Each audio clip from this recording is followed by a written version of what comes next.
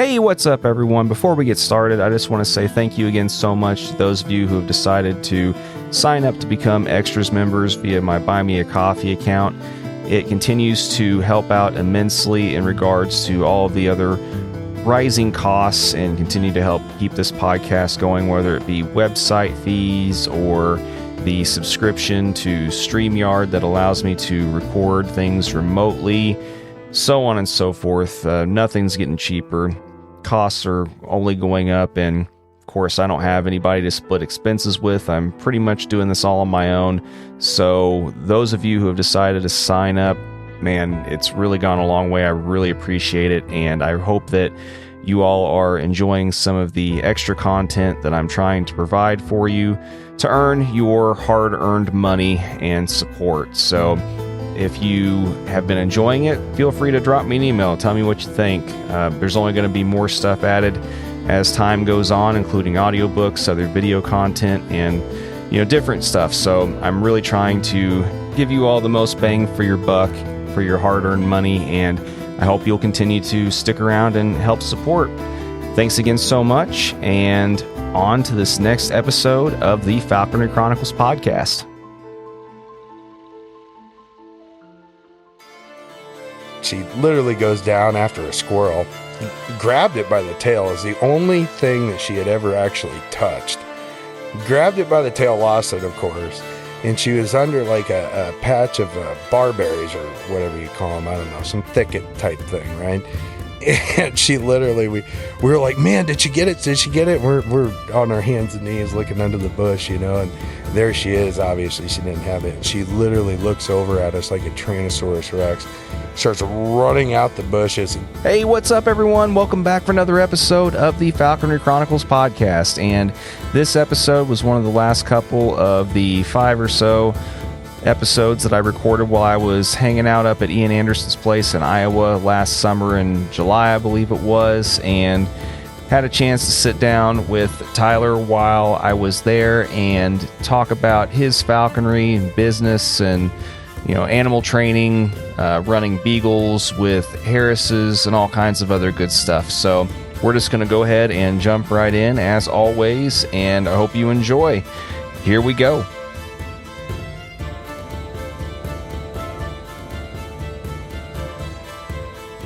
Nice to meet you officially, Tyler.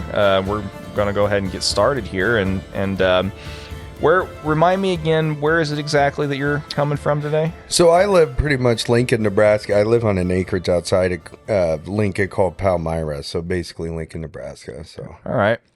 I've heard a lot of good things about Nebraska in terms of falconry. I mean, I've only really ever been through Kearney for, like the NAFA meet, stuff like that. I've never really gotten a chance to experience falconry very much in other parts of the state. So, I mean, what do you have fairly abundant, in different parts of Nebraska, where the part where you're from and everything? I mean, what do you have the most of game-wise there? I hunt primarily cottontails. Mm-hmm. I could hunt fox squirrels if I wanted to, but rabbits is kind of my thing. I run a pack of beagles and a couple of Harris hawks. So we primarily hunt rabbits, but we also can hunt pheasant pretty regularly. Couple hours out west, I can get on jackrabbits, so I get on quite a few jackrabbits as well. All right.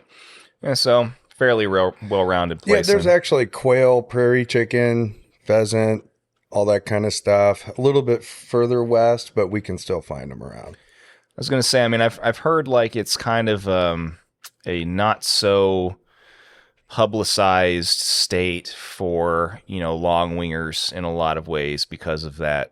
And, the prey base the quarry that you just listed there. And I mean, there's not, like you mentioned, like prairie chickens. I mean, there's not very many places in the country left anymore where you can still find a decent number of those. And yeah, I mean, I really wish, like living in southern Indiana, we pretty much just have like squirrels, fox and gray, cottontails and mallards. Like that's the majority of our quarry where I'm at. Sure. And there's a lot of times where I've kind of wished that I lived in other parts of like the Great Plains states and other parts out west and everything, but like there's also a lot of that that I kind of I think, well, it'd be great to live in some of these different states for the falconry, but then all the other things I like to do really aren't there either, you know. So it's like a trade-off. But I mean, what else do you do aside from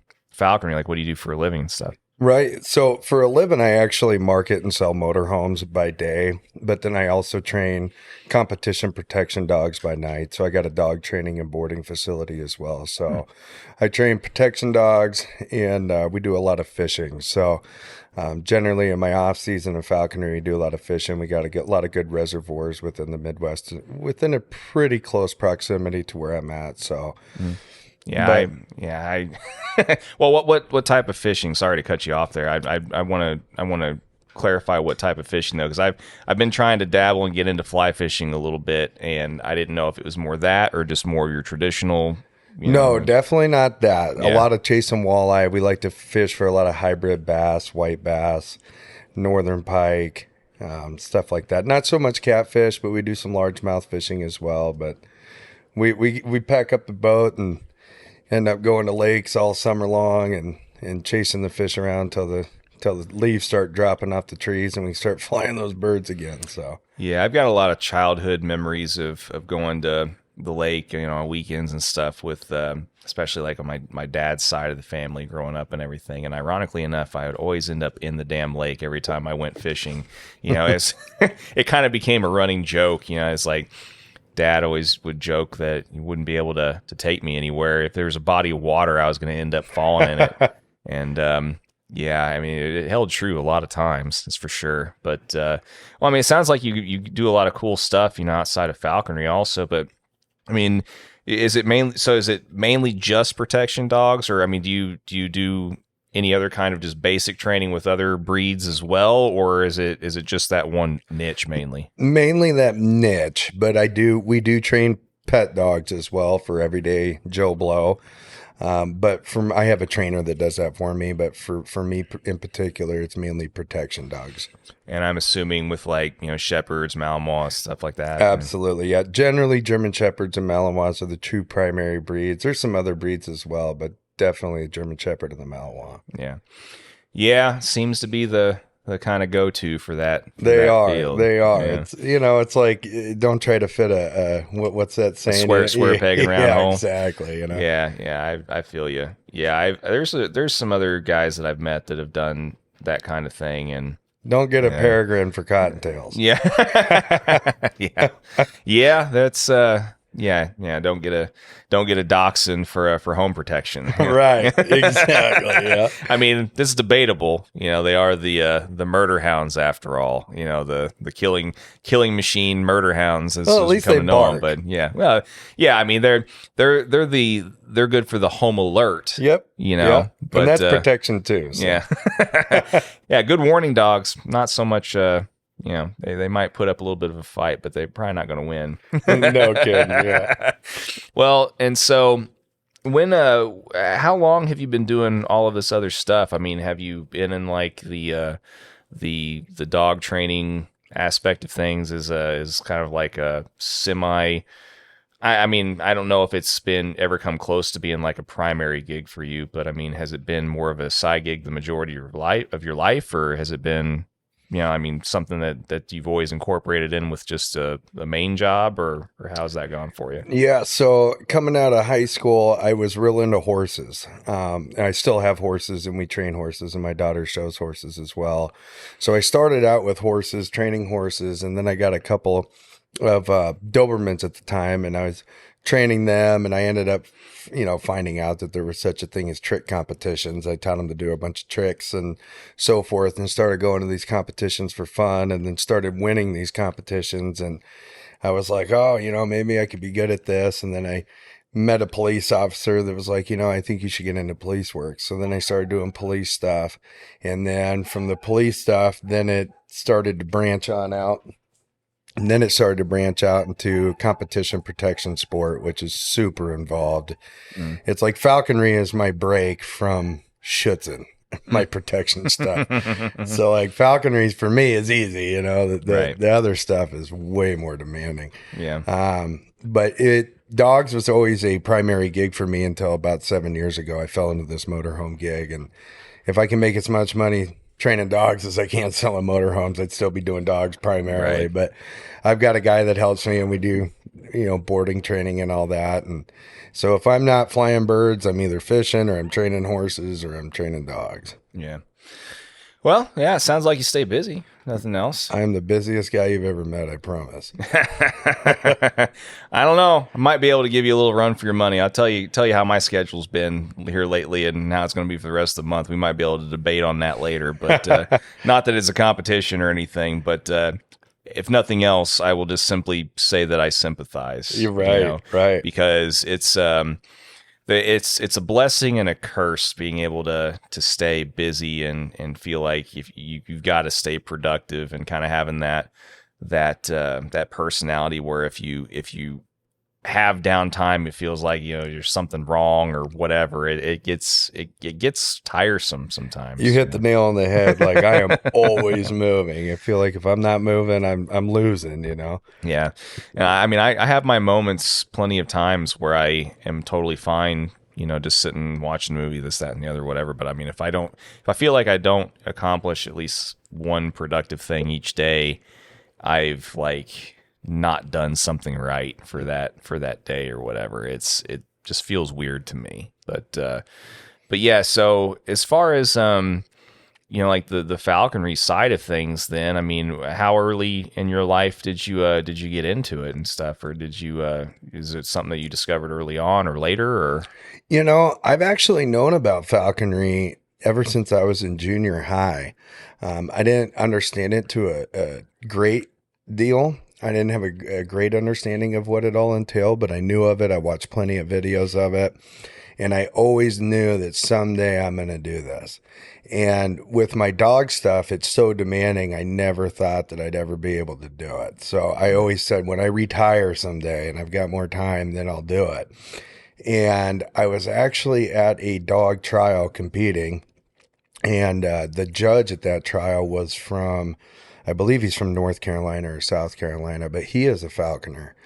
And so he and I had striked up a conversation during the dog trial about falconry, and then literally it was 2 days of nonstop falconry talk. I think all the dog people were like, come on, quit talking about birds. We're here to watch these dogs. And after that, it really sparked my interest again, and I started looking into it. And I was like, we're one of the only places where you can trap a wild bird, fly a wild bird and release it. And I said, the way society's going, I don't know how long you're going to be able to do that, And I said, that's something that I better do sooner than later.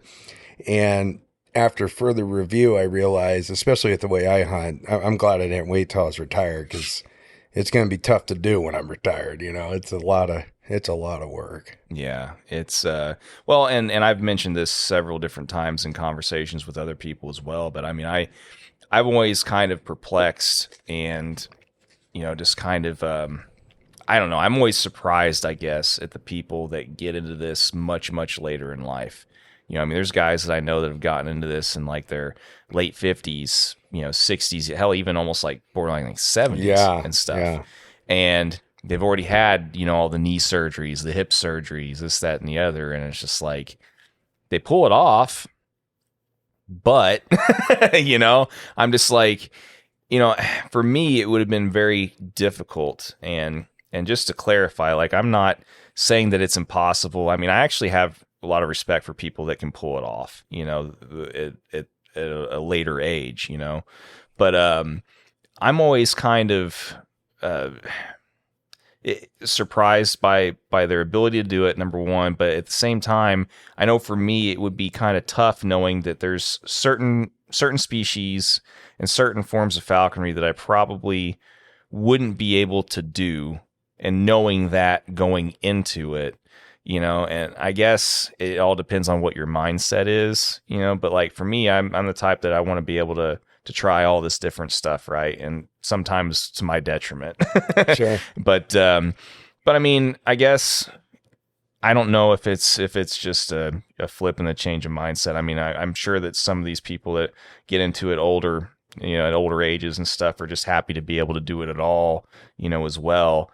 And, I mean, there's probably a little bit more form of contentment, or being content with what they're able to do. I don't know, but like it would kind of make me happy, but it also would bum me out a little bit at the same time, knowing that I would only be able to really pull off like a couple of different aspects of falconry because of the physical limitations of being able to get into it later in life. That being said, I mean, hell, there's plenty of people I know too that are in their 70s and still very, that could probably leave me in the dust, in the field too. So there's all that, but it's what you don't know what you don't know. Exactly. So like if you just get into it, you're happy to just even have a damn bird, let alone kill something. It's very true. Yeah. But at what level or what degree would you? For me, I walk too many miles, and I hunt in the country. That's all I do. So I mean, I go hunt all day long.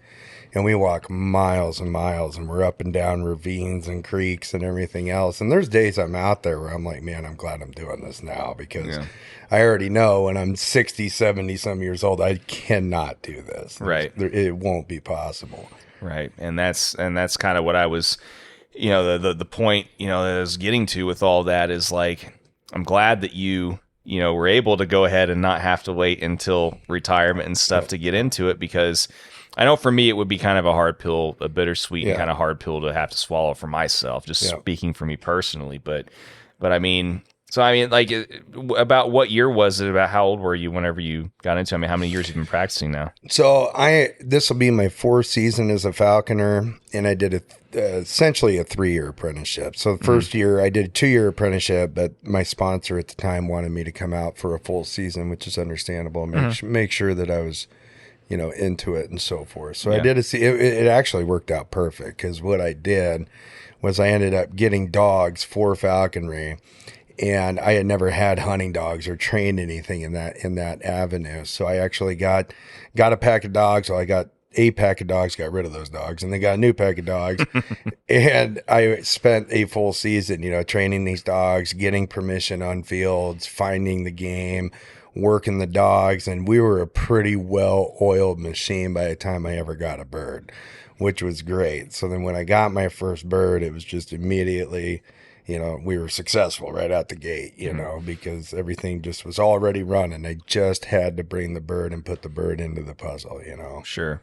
Well, and when you got the first dogs that you were originally going to use, well, I mean, I guess it's a two-part question. What was the reasoning behind having to rehome like the first team that you tried to put together? Sure. And like what was the reasoning for that? And then did like the second team that you kind of put together that you finally ended up deciding that was going to work out and everything, like were you able to run those like under a bird before you got your own bird? Like was your sponsor allowing you to run those dogs like under his bird and to get them ready, or I didn't know if it was if you were getting like that extra little bit of leg up or not, or if you had to start from scratch with your own bird and the dogs and stuff. So. Started on my own. No, the first pack, and this might not be the most popular thing, but I went from dachshunds to beagles, and I was doing the dachshunds. I thought that was going to be the deal, and then I just realized like I can't do this.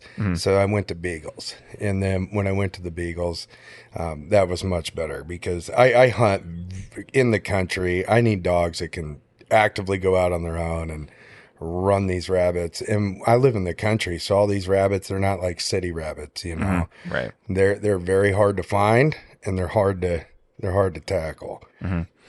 So I mean, I'm glad we're kind of having this conversation then, because as you probably already know or might know to some extent, I mean, I've been kind of doing this ongoing dachshund kind of centered, I don't know if you want to call it a series, but I mean, I've done a lot of episodes now covering dachshunds and falconry. Sure. And, they pretty much have been the same kind of theme, but there really hasn't been someone that I've talked to yet that has initially chosen them and then gone away from them. Right. So I'm curious to know a little bit more details about this, because, I'm that part of the reason I don't want to completely be biased one way when it comes to certain things. That's why I try and outline some of the downsides of like, a breed or something if I'm talking about it, like with dachshunds, for example, normally it's the housebreaking aspect of things and stuff like that.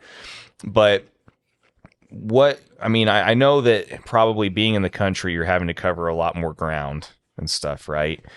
So I mean, what was the main difference between, the dachshunds and what the beagles can do that made you decide to kind of switch and go that route? Just talk a little bit more about that, because I know beagles, they can cover a little bit more ground and can, the dachshunds are more of the type of dog that's going to really try and scent trail and go slower and a lot more methodical and everything. But yeah, I mean, just outline it a little bit more exactly as to what made you make the switch. Sure, absolutely. And I'll preface this by saying, I come from the competition dog world where, the one thing with dogs is dogs tend to, people tend to attach their emotions and their feelings with their dogs. Yeah, so anthropomorphizing. Yeah. Exactly. Yeah, so if you criticize somebody's dog, that it's like almost a personal attack. But like in my sport, we can be best friends, but I can tell you, your dog sucks. His grip sucks, his barking sucks, and it's nothing against you, but we have to learn in our sport to be objective about our dogs. So I'm very good about not getting attached to any one idea or anything like that. It's got to work or it's got to go. Mm-hmm. And for me, I started out with the dachshunds, and they were okay. They just don't have the hunt or the nose that a beagle does.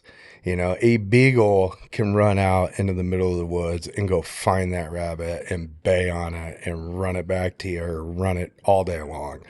The dachshunds just can't do that, in my opinion, not for miles and miles and miles. They might be able to go in a little grass, strip or something and push a rabbit out. But most people that watch the dachshunds, they're walking in the brush with the dachshunds, and they just can't handle it. And they can't handle the up and down the creek beds and the rough terrain and everything that we do. So the beagles have far more hunt, way better scenting, and they're nice because they let you know when they're on scent. They bay. So when they're on scent. And they're very, very good at keeping the pressure on the rabbit. Gotcha. Well, and so it's more of a terrain issue and mileage issue for you then. As a whole, I just think they're a much better dog. Gotcha. Much better. They scent better. I mean, if you go on YouTube and you look at rabbit hunters, people that are actually, with a gun, rabbit hunting, none of them use a dachshund. They all use beagles. Yeah. Well, there's a reason for it. Well, sure. And I mean, there's lots of people that use beagles in falconry. I mean, that's no secret, and I would like to, as time goes on, I would like to start talking to more people that run a lot more variety of breeds so that, people can get a wide variety of opinions and stuff I made all of my initial decisions, and, it's just like, it's kind of like with like me and the Vizslas. Like I've got 2 Vizslas also along with my 3 dachshunds. And like, I've said this many times, like outline the reasons why, the Vizslas turned out to not be probably the best choice for me. But I also made that choice whenever I knew just enough to be dangerous too, with the knowledge base. It was like my first year in falconry, and, you do your initial homework and stuff. What's going to work for me? You find out about a particular breed that they, were initially bred for this and blah, blah, blah, and whatever. This has got to work for me, right? And then you find out, well, actually, I love this breed, but it's not the best choice for where I live, that kind of thing. So, I think that, the caveat to what you're saying as well is, a lot of, the people that run dachshunds also run dachshunds because of their ability to go to ground and all that kind of stuff too. And obviously you're not going to get to do that with a beagle as well, so, but I mean, there's a lot of people that I've heard that have the same opinion as you, and that overall the ability to cover more ground and the ability, like the overall like nose ability, they prefer that, as well in the beagle. I mean, dachshunds, I think they do have a pretty good nose. I mean, my couple of my dachshunds open up on scent and stuff too. And especially when they see the rabbit, they won't shut up either. But not all dogs open up also. So Yeah. it's like, but I've never heard a beagle that doesn't No, doesn't and open. You know, it's the beagle was bred to hunt rabbits, and that's why it's like in protection dogs. People try to do protection work or competition stuff with off breeds like Dobermans or a pit bull or a Rottweiler. Can you do it? Yeah, I mean, yeah, but it's not the same. yeah. Just for me personally, and I've hunted with plenty of people with dachshunds, and if that's what they like, that's what they like. Sure. That's great, but Yeah. it's definitely not for me. Yeah, and I can understand your point too about, I mean, for that matter, I mean, if I had more bigger country, open, type spot, not really open, I shouldn't say open, but bigger, wider, the need for a wider ranging dog and stuff like that. I probably wouldn't choose a dachshund either. If I was urban hunting, I would definitely do it. Sure. If I was urban hunting, the last thing you want is a beagle telling everybody in the damn area that you're there, burr, burr, burr. Yeah. I have a Brittany, though, that I did get for pheasant because I do hunt quite a bit of pheasant now, and she's coming on pretty good, but she's also a dog that if I ever did an urban type hunt, which I almost never do, but if I did, I could, and not alert everybody in the vicinity that there's a hunt going on. Sure. Yeah. And like, the most of my hunting is a little bit tighter, not even like super tight, but, smaller, type spots and stuff. And it's a lot more conducive to a dog that moves slower. Absolutely. And everything else and can't cover a lot of ground in a short amount of time and that kind of stuff. And I can understand, why you have your preference in that way.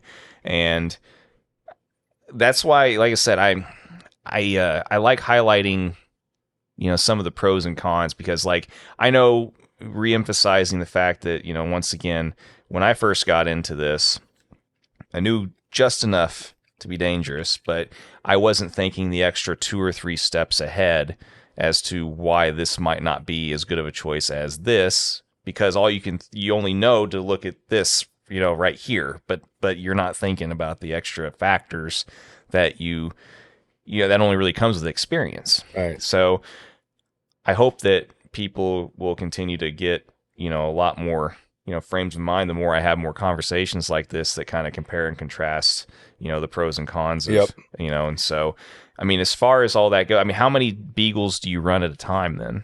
So, and that depends. So when I'm starting a bird out, I start out with a single dog. And I have had, obviously there's issues with birds and dogs, that's got to get all worked out, and I've had some bad birds that did not like dogs, and that's yeah, it happens. that definitely has happened. But, in the beginning, I start out with one because, especially with a beagle, when I pull up to a piece of property that I hunt, I mean, we're not behind Walmart, there's not rabbits all behind these bushes. I mean, we may go an hour plus before we ever see a damn rabbit, and I need a pack of dogs out there that can search every crevice of where we're at, and they need to be able to go completely out on their own. And we hunt a lot of thick cedar forest. And I mean, I can't even walk through that stuff, and a lot of times I can hear the beagles. I know where they're at with the GPS, and I know the birds should be with them. But a lot of times they're hunting by themselves as I'm trying to, crawl through everything and get to them there. But I start out with one, and then I as the bird gets better, then I put more dogs down. The more dogs you put down, the more beagles you put on the ground, the easier the rabbits are to find, but the harder they can be to catch, because now they've got more pressure on them. Whereas if I have a single beagle on the ground, a little harder to find, but easier to catch, because that single beagle's tracking them, and there's a lot of checkoffs and this, that, and the other thing. Is not as much pressure. So my favorite though is when, we're running full bore and I'm running 4 to 5 beagles at a time, and it's just pure chaos. I mean, it's like the woods are on fire. It's just that bellowing bay, through the woods, and that rabbit is freaking moving. I've had people travel around the country to come out and watch me fly my birds and my dogs, and they're just like, man, this is just crazy. It's just like pandemonium, it's just nuts. Well, and to that end, like, one of the Well, I mean, just kind of talking about beagles a little bit as a breed, and how easy it is to kind of deal with them in the field and stuff too. Like one of the downsides, that I've heard about beagles, and I don't know if this has ever been kind of like an applicate or applied to you in any way, or has any way, shape, or form have any kind of practical application for you and your falconry. But like, the one thing I've always heard about beagles is it's just hard to get them back. Like the recall is very hard with the beagle, and I don't know if that's just a generalized statement that a lot of people like to make, or if they're just not training recall enough, or whatever the case might be. I mean, how's that been for you? Once you train a German Shepherd to go 100 yards downfield full force for a bite and call him off, that's a hard recall. A beagle is nothing. They're easy. It's just, do you train the damn dog or don't you? You know, you got to be consistent. My dogs I'll call off immediately because I'm real cognizant of property lines. Like I've got everything I hunt for the most part is private property. Mm-hmm. And if my dogs, and we're out in the middle of damn nowhere, so if a rabbit runs the property line, it keeps going. I mean, there's nobody for a mile anyway. I could keep going, but I don't. Mm-hmm. And I shut them down and I call them back. But no, my dog's perfect recall. It's no big deal. Cool. You just can't let them get away with it, like, but my dogs, it's consistent training. If I ask you to come and you don't come, there's going to be a consequence for that. Yeah. And that's why I figured that was probably more of the case. Yeah. For me, they're the best damn dogs in the world. I mean, yeah. I mean, and I'm assuming you keep your beagles outside? Or, yeah. All my dogs out. Okay. Yeah. We got one pet dog inside, and that's a poodle, and that's the kid's dog. All my dogs are working dogs, so they live in kennels, they live outside, and they come out to work. Gotcha. Okay. Yeah, and that's another thing that I like talking to people about too, because everybody has different mindsets on that as well. And like, I mean, there's plenty of people that have working dogs, but they also are family dogs. They live in the house too, and still get great results with them and whatever. But I mean, there's a lot of people that, like yourself, they just, I mean, don't even worry about like necessarily the working dog and pet dog, separation aspect of, or the designation between the two. They just don't want dogs in their house. So for me, I have pet dogs that pacify my pet needs, but I got zero working expectations of them. Mm-hmm. My working dogs are like my employees. I have zero pet expectations of them, but they've got to fit the bill. They got to work or they go. Mm-hmm. So it's very separated for me.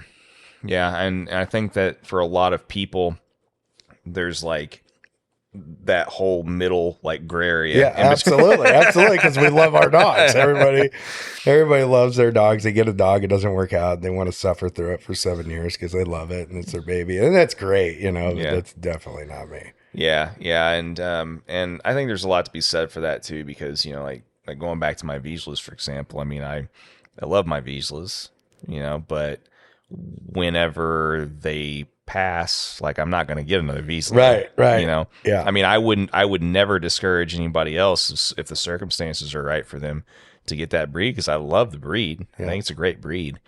But if you're not in this particular type of circumstance, then you really shouldn't get that breed, Yeah.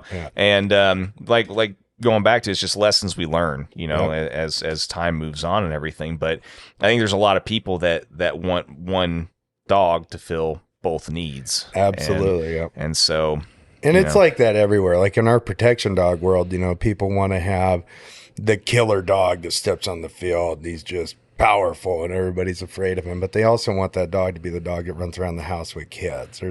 There's no way. My German Shepherds would kill your kids. Like they're a complete liability, but they are what they are. They only have a specific criteria expected of them. I don't muddy it. It's not fair for them. Yeah. Well, and I can understand where there's certain breeds where you have to be a lot more cognizant of that and like a lot more strict about that than others as well, Yeah, and for me in general, it's anything I do, I'm all or nothing, and I try to do everything at the highest level I possibly can, so I don't deal with BS. If it ain't working really well at a high level, it's time to move on. Yeah, yeah. So I mean, as far as what you're running with the beagles, I mean, are you primarily flying Harris's now? Yep. Do you fly a cast of them, or I fly a male and a female. Yeah. yeah? I think that's what a lot of people would consider like the ideal cast. You know, I love it. I Yeah. love it. I love the male better. Everybody loves the females. My male is the best bird I've ever had. I mean, he's probably the best working animal I've ever had. He's phenomenal. But I really like the flight styles of the male and the female, and seeing the differences and all of that. I think it's really cool. In fact, I feel like a Harris hawk is almost like a damn beagle. You know, the only thing better than a beagle is two beagles. The only thing better than two is four. It goes from there. So it's like the only thing better than two Harris hawks might be like four. I don't know, but we're not going there yet. yeah. I was gonna say, I mean, even the most avid, Harris Hawk people are, kind of like, well, once you get past like a few, it starts to be a little much. Oh yeah, absolutely. Yeah, but I mean, I to each their own. I mean, I do enjoy watching a nice big cast of Harris's fly for sure, especially on squirrel. It's hard to beat. Yeah. Especially once they all start working together and pushing the squirrel, and it's really, really tough to beat. And I think I'll probably always stick to two. Maybe get a third down, like another female. For if I go jackrabbit hunting, I'd take two females, instead of a male and a female. But I'll probably stick to two. It's pretty sporty, especially where I hunt in particular. It's pretty damn hard, to catch these things. They're not easy. They're not running across a mowed lawn by any means. So I mean, it's a lot of fun watching them navigate, all the different obstacles that they have to get through to get to the rabbit, and it's interesting and cool to see the different flight styles. Yeah, yeah, and it's like I said, I've flown both male and female, and it is cool. Like the males are always, just like a lot of species tend to be a little bit more aerial, tend to be a little bit more flight, flying oriented. The flight style is cool or whatever, but it is nice having the bigger female to be able to wrangle whatever you want to wrangle too. So you better believe it. Yeah. And I don't know. I have still to this day a very much a love-hate relationship with Harris's. They fit the bill for me in a lot of ways. Like I tell people all the time, it's like all my favorite memories that I can think of, with the exception of a few, have been with a Harris Hawk. Mm-hmm. All my worst memories that I can think of have also been with Harris's Hawk. So, I mean, is it been kind of a similar? I mean, in your short time in falconry, has it been kind of a similar experience for you so far? No, I'll probably fly these things for the rest of my life. It's been pretty good. And I mean, I guess the first female I had, she was just evil. She tried to kill my dogs every time I pulled them out. I mean, she just literally would go, and then she went for my kid, and that was it. Oh yeah, she literally went down for my kid, and I said, "You're done. It's the last time you'll ever fly free for me," So I sold her pretty shortly. I got another one, and then it's been smooth sailing since then. But they are, I think it's easier to get a red tail going with a dog than it is a Harris in the beginning with a dog. They're much gamier and hot blooded, and they want to tag anything that moves when you first get them moving, but. If you get a nice, really gamey one, then you really need to establish the working relationship really quick. For sure, I would agree with that. And yeah, it's tough initially. Like you almost have to set up that perfect scenario right off the bat so that Harris knows instantly that dog's trying to work for it. Otherwise, you're going to possibly run into issues. Yeah, what I have found over the years, it works for me, and other things work for other people, but. I tried, especially with the red tails, and I have bad red tails, to try to get my dog too. And I think part of the problem was I was doing what everybody told me to do at first with the red tails is, man the bird around the dogs and do all this. So they always see the dogs. You're always, manning the bird, feeding the bird around the dogs, whatever, setting everything up. Well, then I thought, God, I seen some birds that never seen dogs and they were scared of the dogs. And I thought, I'd rather have a scared bird than a too comfortable of a bird, because now my bird's real comfortable with my dog, and he's comfortable enough to go fly down there and tag his ass and get him. Whereas if he's a little scared of my dog, so what I did with this cast I got right now, I essentially just took the Goshawks out without the dogs until they each killed probably 6 to 12 rabbits apiece. And that was like the worst 2 weeks of my life. I had to do it all myself, and that sucked. But once they started killing rabbits and they were getting full crops and they knew what these rabbits were, then all of a sudden I brought a dog out. And they were a little off put by the dog, but they weren't comfortable enough to go down there and tag the dog. They were like, I don't know if I want anything to do with it. I know I'm here to chase rabbits. I've been catching these rabbits, but now there's this bigger animal around. And then the dog pushes a rabbit, bird goes and gets it. I just make sure to get there before the dog does. And the bird's, a little bit, like he's almost, when they first man with you, hackled out and everything else. But then that all soon goes away when they start to realize what's going on. So, yeah, that's definitely a different approach than what you'll hear from most people. I've never heard anybody do it, but for me, it's like I like that better. For me, I don't want my bird comfortable with my dog. I want him scared of my dog. Yeah, see, the problem that I've run into is both ways. Like in the past, like the Harrises that I've had that have been kind of aggressive towards dogs, it wouldn't have mattered, like whether or not you had them around or didn't or whatever. Like, and I know that because it wasn't necessarily my dogs that right that were the issue, and that's therein is where the problem lies. See, you don't really do, like you said, a lot of urban hawking, so it's mainly just going to be your dogs that are going to be the issue. Unless like a coyote or some other stray dog just is running around your countryside or something, or where you live, that's you're not going to run into other people's dogs walking them or whatever the fact of the matter may be or whatever. But the Harrises that I've had that have been aggressive, like there was no reticence. Oh, I believe you. After my first female, you could have been a kid. She would have wanted you. Well, and the irony with that is so the one Harris that I had was fine with my dog. Like my Vizsla, like she was fine. Totally fine. Other people's dogs, wasn't happening.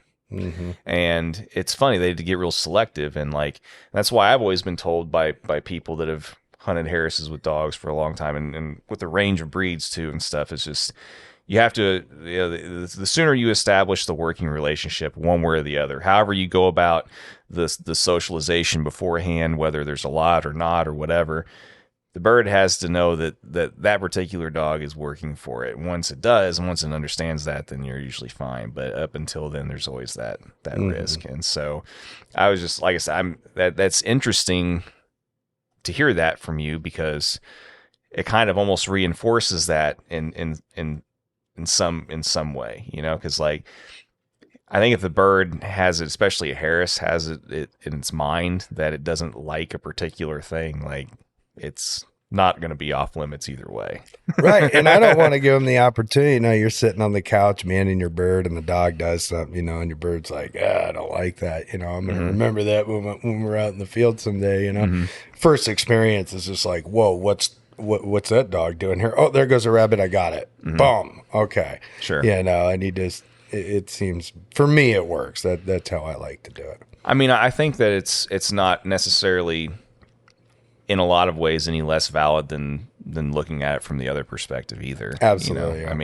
And if it's working for you, then there's always more than one way to skin the proverbial cat. Yep. So if you found a way to make it work, keep doing it. Yep. The litmus test is doing it multiple times, of course, over the period of several years, but yeah, no, and is there anything else that you've wanted to fly other than Harris's? Not really, to be honest. I used to think that I wanted to fly a golden eagle on coyote someday, and then like everybody did when they get into it. And then I actually went out and flew with a golden eagle, and I was less interested now than I was prior. So I'm not interested in that anymore. Yeah. Not really. When after I got done with my apprenticeship, I was like, I'm going to move on to something else. It was either going to be a goshawk or a Harris hawk, but goshawks just don't do it for me a whole lot. First off, where I hunt, I can't walk around everywhere with a damn bird on my fist. I know you can fly them from trees and people say that, but I don't know. The Harris Hawk just seemed to really fit what I do. I get out, let a couple birds go, let the pack of beagles out. And I always got quite a few people hunting with me and everything too. And the Harrises are real good for that. And my son, I got a 6-year-old, and he's an up and coming falconer too. Hell, if you ask him, my male bird Dexter, that is his bird. But when we go out, I mean, he gets the bird, he puts the bird on the scale, he gets him in the box, he pulls him out at the field, he gets in on the rabbit, he stretches the rabbit, does the trade off, he does all that. So with the Harris Hawk, it's really good because I take a lot of people with their kids out, and I try to get a lot of people involved, hands on. Don't just watch, but come in here and grab this rabbit, do this, and try to spark that, if I see that they got the fire, the interest, they think it's really cool, I try to get them hands on, I mean, it's one thing to see it, but then to actually get in there and get your hands dirty with it. That's like an experience that people just don't forget, and the Harris Hawks are so good for that. Yeah. I mean, it's hard to find a species that's more sociable because that's what they're known for in the first place. And there's always ones that are less tolerable than others. I mean, that's true for like any species pretty much. But yeah, if you're wanting a bird that fits that kind of bill, then yeah, it's definitely hard to find a different mold that fits better than what the Harris has to offer, for sure. Some days when we're pheasant hunting, I tell myself when I'm pissed off that I'm going to fly a peregrine someday on these things. Yeah.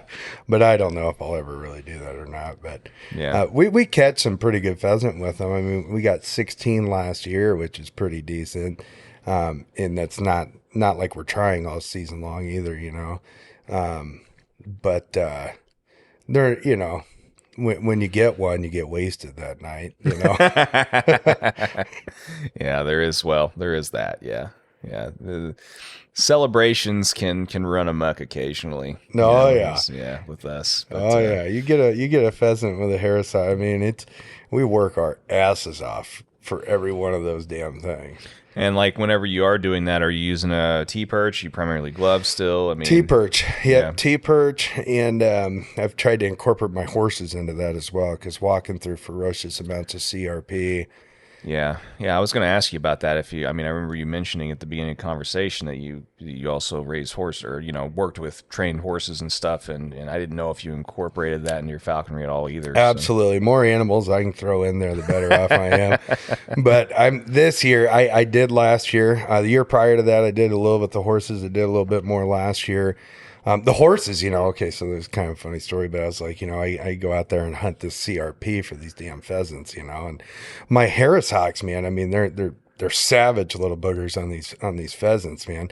But these pheasants, if they don't catch them on the rise, they blow the doors off of the Harris Hawks, right? And they fly over the hill, Well, my Harris Hawks just keep pursuing and pursuing and pursuing, like real slow almost. It's like, what are you even doing?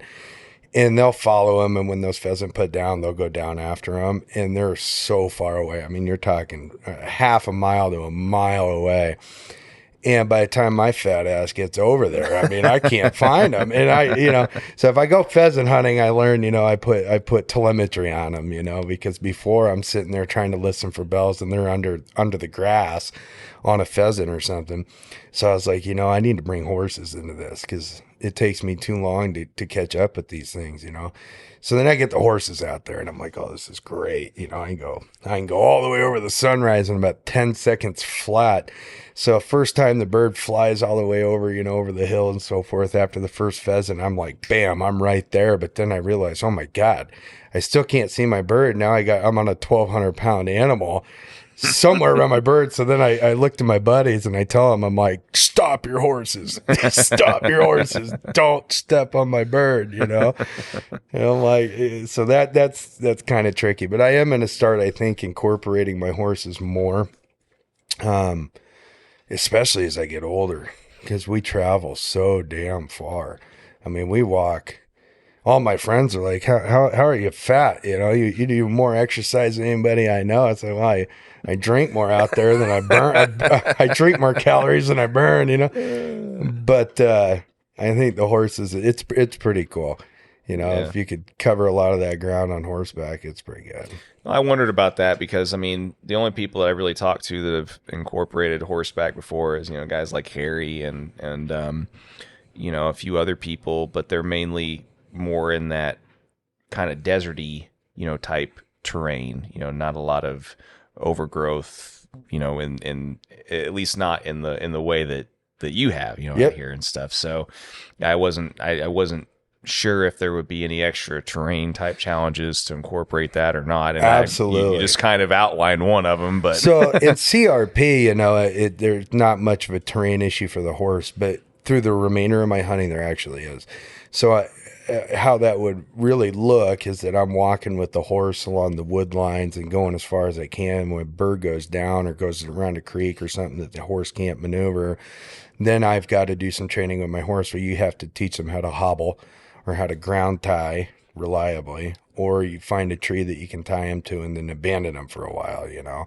So you ride up, you know, okay, I can only go so far, but, you know, we're still 3 miles from the truck, but I made it at least up to here, and then I go on foot for a while, and then I come back to the horse and so forth. So, I mean, they by no means can go through everything that we go through, going up and down these little creeks and so forth. So, Well, yeah, it sounds like you guys have I mean, between like here, parts in Nebraska, and you know, some of these other areas, I mean, it sounds like you all have a pretty decent range of quarry and you know, some different quarry that I definitely never get a chance to hunt. So, I mean, that's why I always like talking to a lot of different people and doing this, is because, I mean, I always learn something new about, you know, some of these different areas, you know, and different types of quarry that I never get a chance to hunt and stuff. So, I mean, aside from, you know, the well, I mean, aside from the golden eagle thing or the you know, the peregrine, you know, thing on the pheasant and stuff, I mean, has there been any other areas that you thought that you might want to, you know, just if you could wave a magic wand or relocate to and have a different type of quarry to hunt and stuff? I mean, is there any other areas that you thought might be kind of appealing to you that you can't really do where you're at? Or I feel like I got my cake and I'm eating it too. I really love watching. I mean, I'm a dog guy, so for me, I mean, it's as much out there running a pack of hounds than it is with the birds, you know. And even people that come out and watch that aren't falconers, I get people who actually have come from all around the country to see, and they're like, man, just watching the dogs is almost as much fun as the birds. It's like two different experiences.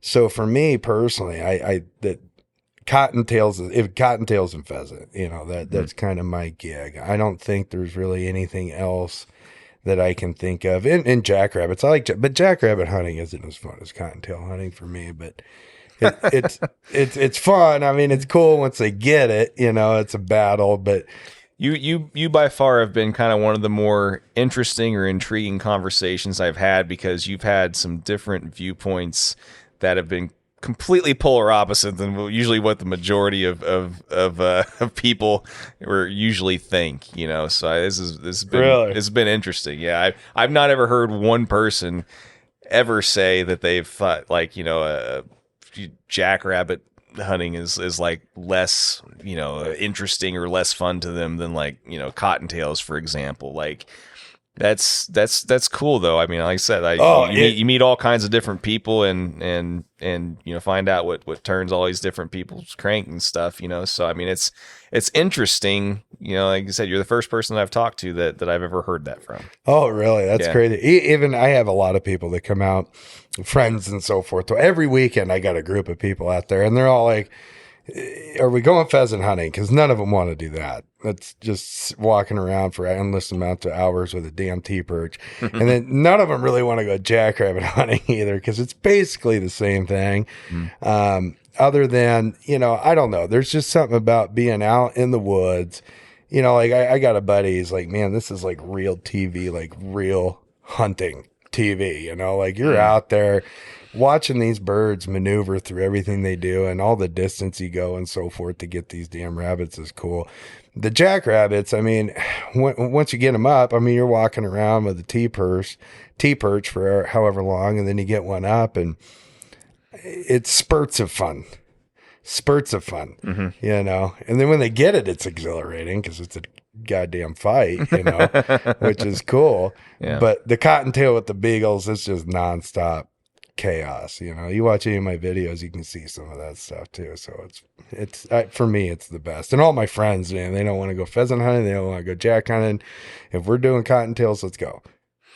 Yeah, like I said, that's you always hear new stuff. You know, there's always at least something new that I learn every conversation like these that I have and stuff. And yeah, this is like I said, I mean, I've never heard anyone say or have that kind of mindset. And I mean, good on you there's been, however, plenty of other people that I've talked to that have been totally content just doing what most people consider to be, you know, kind of the run of the mill or norm or basic or whatever, you know, kind of adjective or description you want to use and stuff. And like, hey, if that is what turns your crank and makes you the happiest and stuff, that makes me all that much more happy for you, because it's usually something that most people are able to do, and it's accessible and it's most practical in a lot of situations. Anyway, there's, you know, I've talked before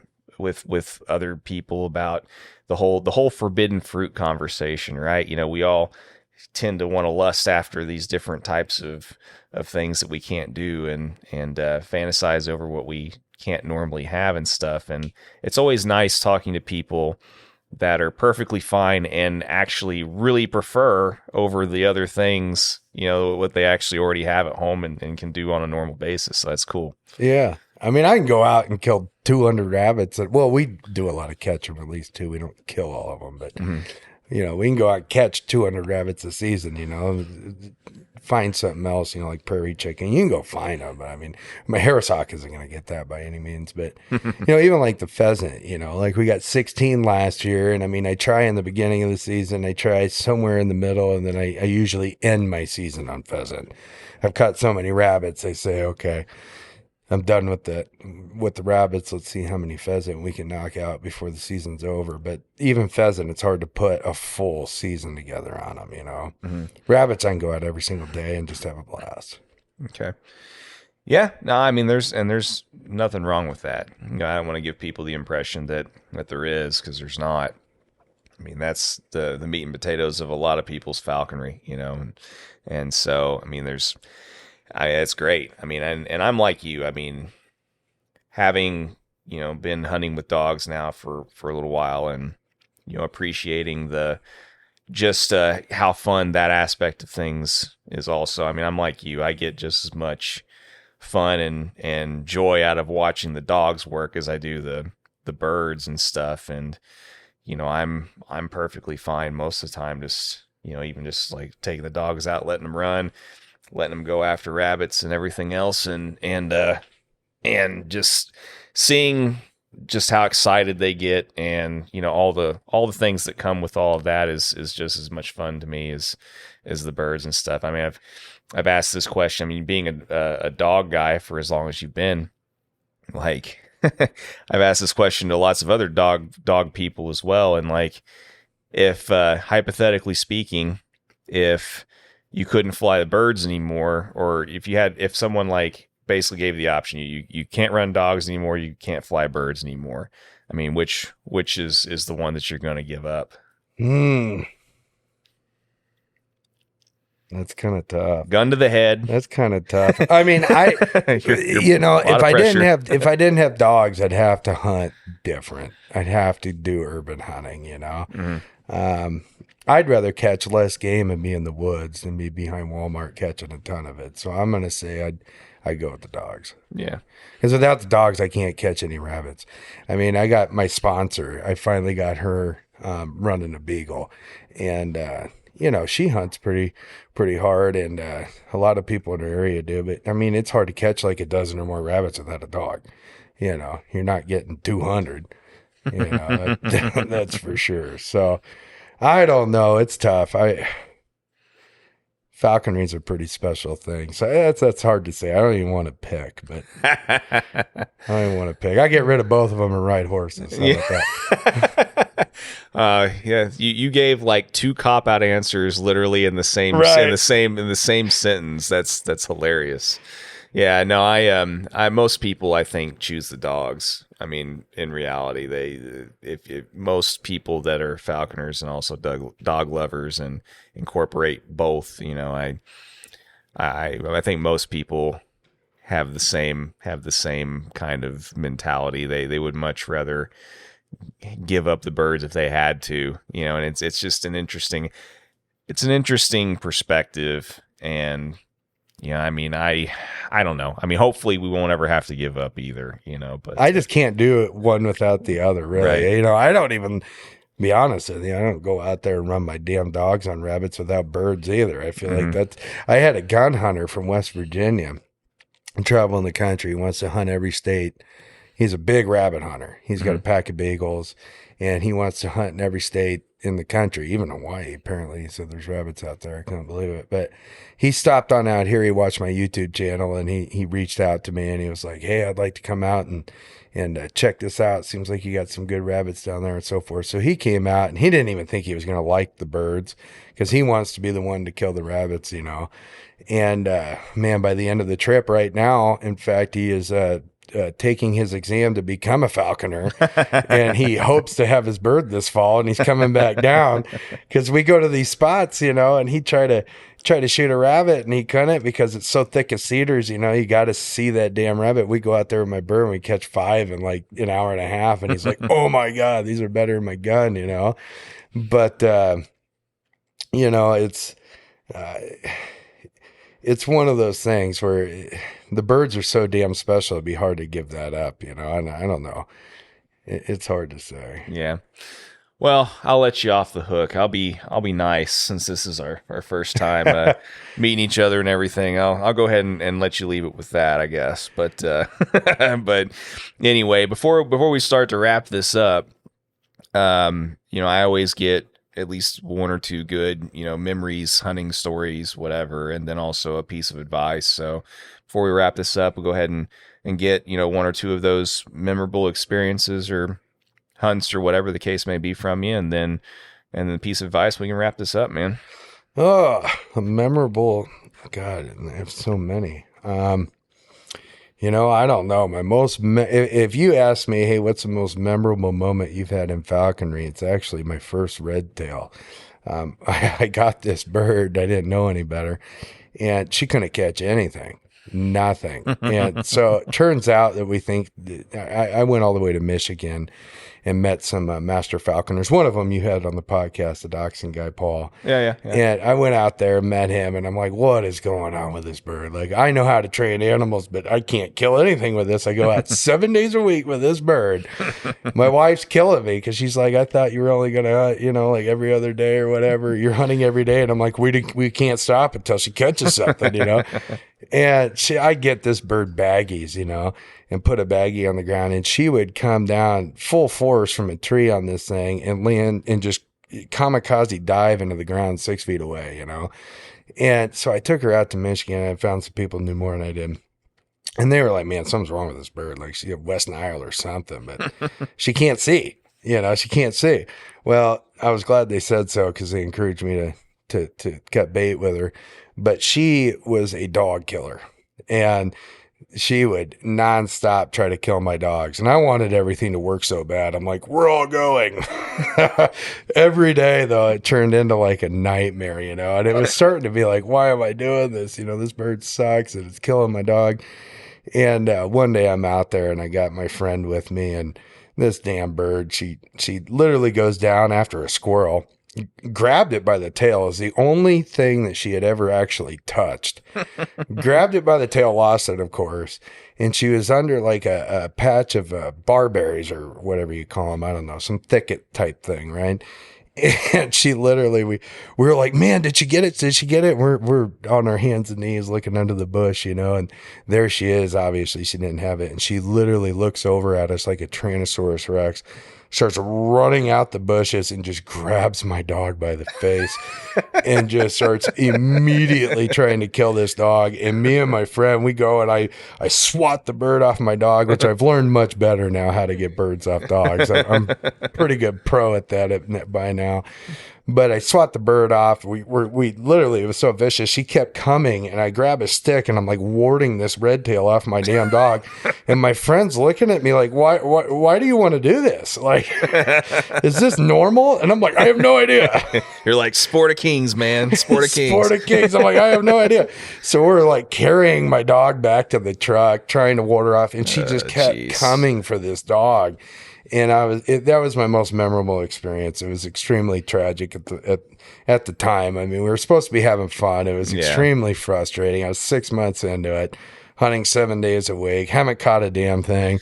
Got my next bird, and within 12 days, boom, caught our first rabbit, and then we caught a ton of rabbits thereafter. I was like, God, that one bird.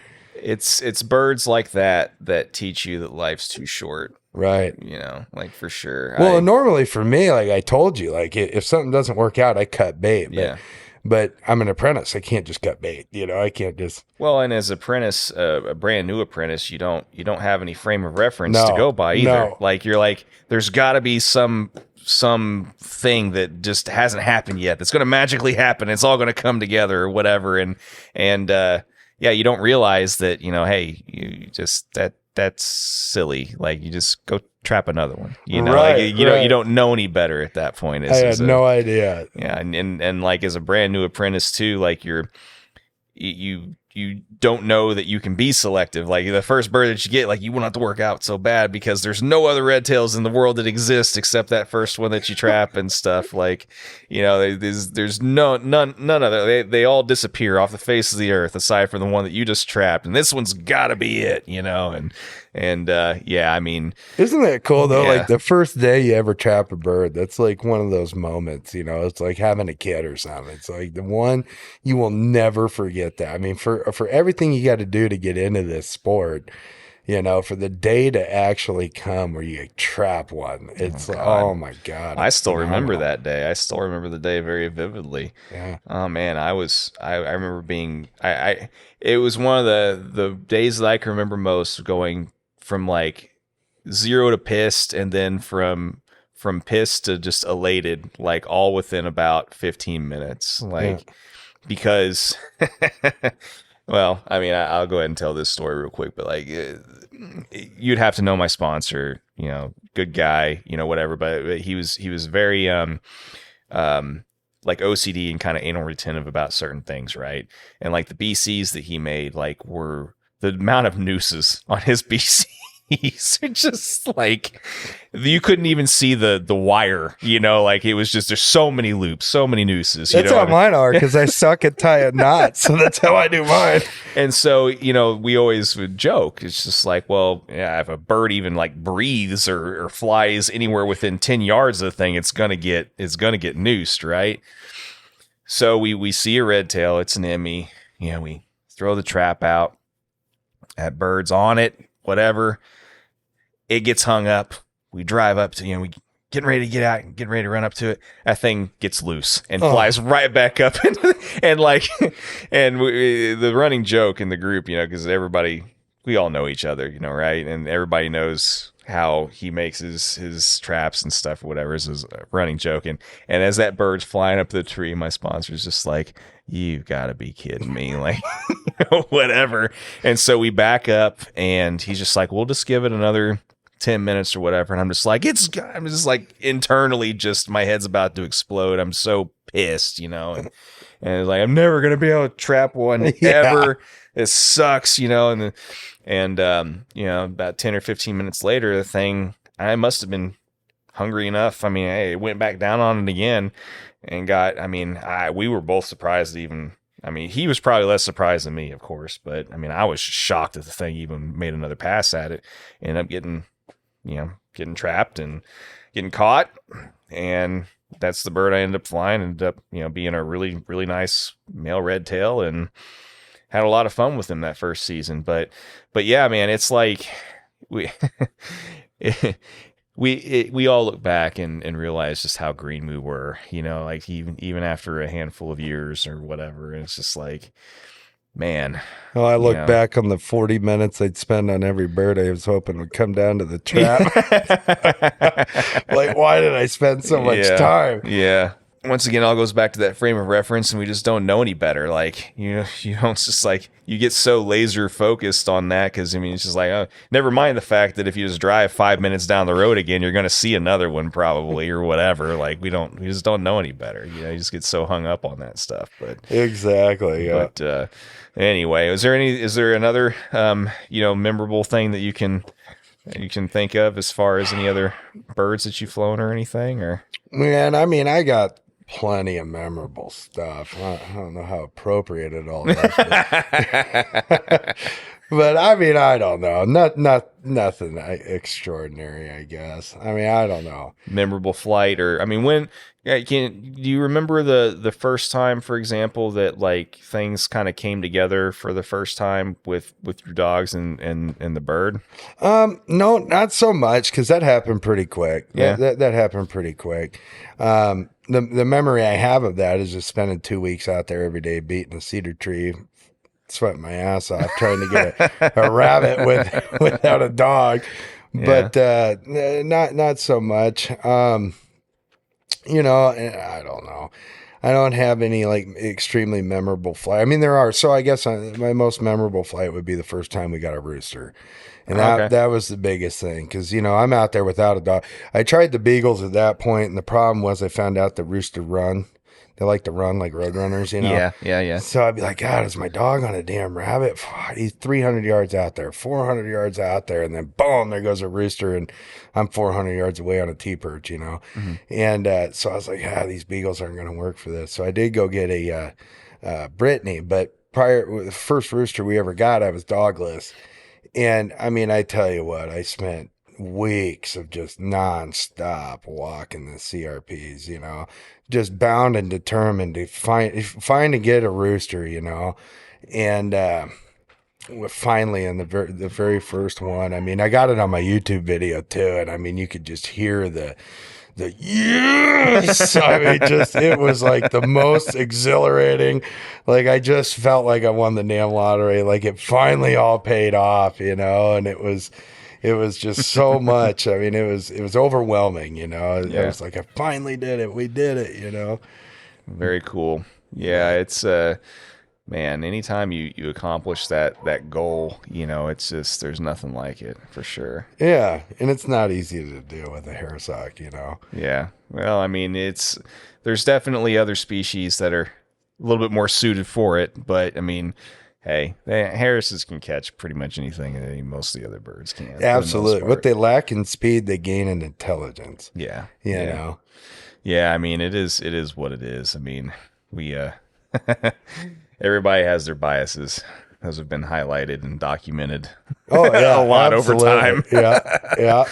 But cool. Well, before we wrap this up, then go ahead and get your piece of advice that you can think of that you might want to pass along, share to people possibly getting into it or people already in it. And sure. Wrap it up. My advice would be, definitely, if you're doing falconry already and you ever thought about getting a dog to go with it, get a dog. I think that makes things twice as exciting, twice as rewarding, and not only for you, but for your bird too.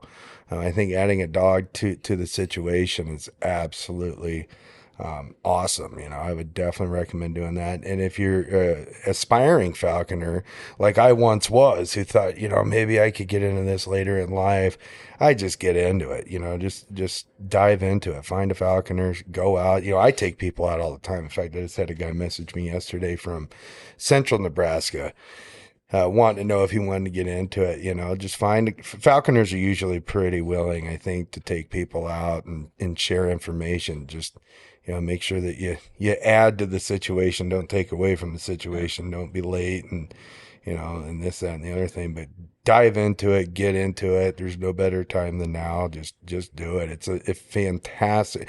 A minute percentage of the populace ever gets to even see something like this, let alone be a falconer. I mean, that is pretty spectacular. So I'd say get into it. Yeah, get into it, and if you really want to earn a sponsorship quicker than others, on average get to, then make sure you have at least 3 to 5 hunting spots. Go ahead and have those in your back pocket before you start talking to people too that you're willing to share. Right, right. No, I mean, those are good points, and I will add a couple of things to that too, and I think that like with my personal experience as far as the dog thing goes, I would add to that also for people that may not know any better. I would add that it's also important, much like types of falcon styles of falconry too, that if you want to add a dog, like try and get out with people that have dogs that are actively hunting that best fit your situation as well, so that you don't make the same potential not so good decisions for which breed is going to work for you, and avoid pain and anguish for yourself along with the dog. There's no amount of money. I mean, people don't want to travel to do stuff like that when they're not into things like this already, but it is so worth it. Pays dividends in the long run to do some traveling, go out there and see people that are doing falconry at a level that you perceive yourself to hopefully be doing it at someday as well, So if you aspire to be, hey, I'm going to go out there and be super hardcore and I want to get into this, don't go watch Joe Blow over here who killed 4 rabbits last year, with his dog, and then make an assumption. Find people that are doing what you want to do, and then go watch their dogs, talk to them before you just jump in. You know? Yep. And you're gonna save yourself a 10 to 15 year commitment, or the hassle of having to rehome a dog, potentially, if you do that. And yeah, I mean, it's I just wanted to throw that in there and add that, because it's something that I wish I would have done a little bit more and thought a little bit more about. But nobody in my immediate group hunts with dogs. Nobody. And there's a couple of buddies that I have now that I, one in particular that hunts with dogs, but he wasn't in our immediate hunting group whenever I first got into falconry. It's a lot to manage just the bird. So I think a lot of falconers that don't hunt with dogs is just because maybe they're not dog trainers and so forth, but it's just daunting a little bit. Not only do I have to manage the bird, but I also have to manage the dog. But at the end of the day, nothing worth doing's easy. No, and just the sheer amount of breeds to choose from is really daunting. I've talked about that a lot too, and it's hard with all of these different breeds of dogs. Sometimes narrowing down which one's going to be big can be daunting in and of itself, just overwhelming. Yeah. But yeah, no, and yeah, it's and like you said, it's important to make yourself available and not be too much of a burden on people when you are looking and stuff too. Like, you got to remember that these people don't necessarily have to give you their time either whenever you're looking for prospective sponsors and show excitement. I can tell. I get people come out and they think they're interested, or they say they are, and I can tell in 5 minutes whether they're really interested or not, Yep. And then I get some guys, where they're in it, man. It's like you should be a falconer, they're running the whole time. They want to see every little thing. They're beating on the brush. I mean, they're really into it, and that makes me want to take you out more. Yeah. Well, and to add to the note that you had with all that also, it's okay if you can't necessarily jump right in immediately too. Like you can get into falconry without necessarily being able to practice falconry yourself. There's no replacement for spending it. I recommend and have many times that people spend at least 1 full season shadowing, just to make sure that it's something that they can maintain throughout a whole season, right?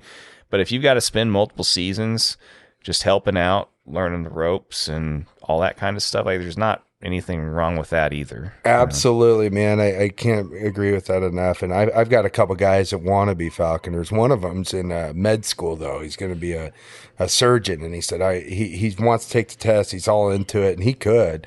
But he says, I know that I can't do this with my career path for right now. But he said, I don't need to be, because you are. And, you know, I've got several people that go out with me and said, I don't even need to be a falconer, because I get to go out and enjoy it with you. And that's another thing with the Harris Hawks is when those guys come out, and they've come out multiple times, I say, okay, they're your birds today. Yeah. They're your birds today. Where's your birds? Where's the dogs? And they get to experience being the falconer with my birds. They go in there, they make it on the rabbit, they trade the birds off, they do the whole nine, you know, and Sure. they get to have the complete experience without actually being the falconer, you know? Yeah, definitely, man. Yeah, I mean, I just, like I said, there's nothing wrong with that, and you're gaining. I mean, honestly, sometimes you come out of those situations knowing more than what some apprentices do, like actual, like, you know, legit practicing licensed apprentices do. You know, I wish I would have had that as an apprentice. Somebody had been like, get in there, get my bird. This guy I got now, that he just failed his paper test, but he was supposed to apprentice under me this fall, but he just failed the test in Nebraska. He can't take it again for 6 months. So that may have nixed him. Yeah. So that he's pretty disappointed. His wife, his father-in-law is a falconer in Utah. And so, like, he really wants to get into it. He's got the family support of it. There's falconers in the family, and he failed this damn test. So I said, you know what? It is what it is. You can still come out with me anytime you want to hunt, handle my birds and so forth. And, you know, I think that's important, because by the time he gets his first bird, I mean, there's a difference between seeing and doing, you know? For sure. And by the time he gets his first bird, it's still going to be a little unsettling, and he's going to have some questions and so forth, but he is going to have so much hands-on experience. He's so much better off than most people would be. Sure. Well, this has been a fun talk. Thanks for making the time today. I know you'd probably rather be out on the lake fishing or something right now, but you're getting ready to go do that anyway, though, right? We are, yeah. We drove out here last night. I got my kids with me, and we stopped at a real nice lake just about an hour south of here and camped last night, fished last night, killed it. Got a bunch of fish in the boat and cleaned some, and we're going to hopefully cook some tonight, but we're going to go back this evening and go back out there and see if we can slay some more fish this evening. So sounds like a perfect end to a day, man. Don't let anybody end up in the lake. You know? Yeah, no kidding. I've had multiple life preservation devices tossed my way. Oh man. Yeah, I've had multiple what are those things? Those tubes or whatever. Yeah, I've had those tossed out my way a couple times.